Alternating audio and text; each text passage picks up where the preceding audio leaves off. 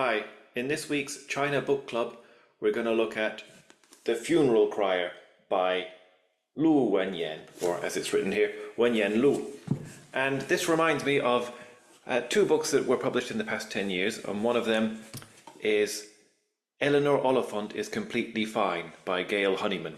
And the story of how and why that book was written is quite inspirational. Gail Honeyman's New Year's resolution was to write a novel, and it turned out that that novel was a critical and commercial hit. And the other one that it reminds me of is Convenience Store Woman by, I'm probably murdering this pronunciation, Sayaka Murata. The Funeral Crier, like those books, is the viewpoint character is a woman who would probably, if she lived here in the UK in the year 2024, would be diagnosed as neurodivergent. She is very much on the fringes of society, has an unglamorous job, and has very few friends and no healthy relationships with anyone, really. So her job is to, in a small town in the Chinese countryside, go to funerals and cry to make the deceased look more popular than they were. So I'm going to read a few quotes that really jumped out at me. Being a funeral crier wasn't easy, as my income relied on dead people. These days, people were living much longer than in the past. It wasn't that I was hoping for people to die younger, but whenever someone died, it was my chance to earn some money. More deaths meant more money for me. I heard I was the best funeral crier within 20 kilometers. There were not many criers around anyway.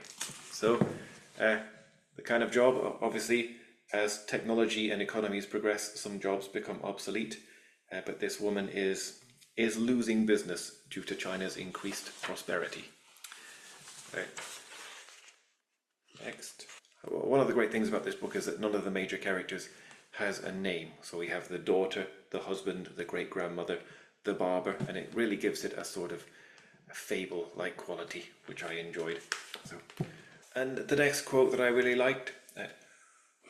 Another thing I really like about this novel is none of the major characters has a name. So we have the daughter, the husband, the great-grandmother, the barber, and it really gives it a fable-like quality, which I enjoyed. But here's a quote from page 22 of this edition. When the daughter was still at school, she had been bullied because of my job. Some children told her I would shorten people's lifespan, so they didn't want to play with her. Her stationery would sometimes disappear, but would reappear later. Several times she couldn't find her packed lunch. She begged me many times to stop being a funeral crier. I wished I could, but we needed money.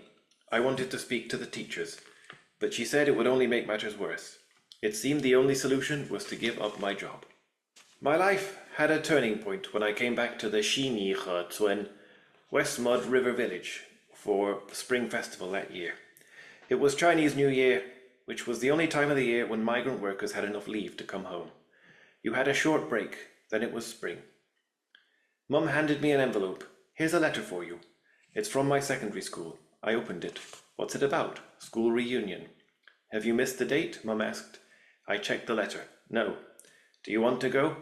I don't know. I haven't spoken to any of them for so long. That's why you should go. Why? To find out how they're doing. I'm not doing well, though. It doesn't matter. You're not a man. It's okay as long as you're still pretty. What do you mean, Mum? Maybe one of your male classmates has become rich and he's still single. Maybe. Don't be picky. You're nearly 25. Mum didn't say it, but I knew I was an old maid according to tradition. Another one from page 205. When we were young, he used to tell me he was scared of Mum. Although she had always been nice to him, he often held back. As a man, it was awkward to live with the parents-in-law. He was somehow relaxed when he was with Dad.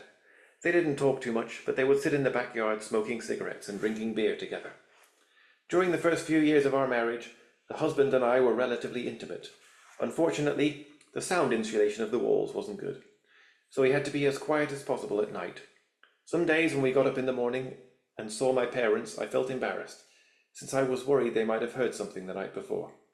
That was still a mystery to me. I didn't know your mum was coming, the husband said. I thought I'd told you. I shook my pillow. So, really well realized